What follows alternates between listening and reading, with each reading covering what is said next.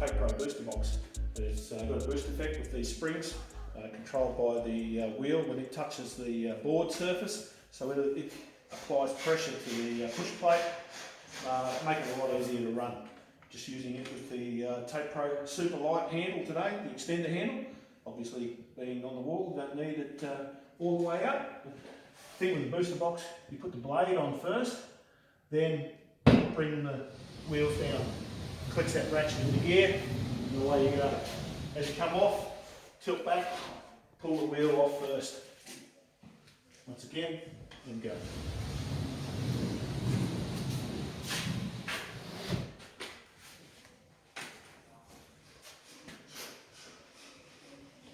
So, blade on first, wheel, go, lift off.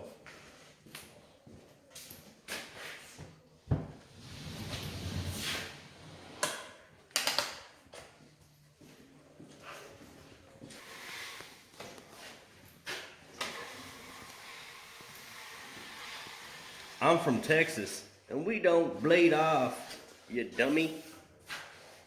What are you doing blading off like a big dummy? Well, the mud we use, you get pinholes, you get, I suppose, look like orange peel. Run the blade over, it just takes it off perfectly.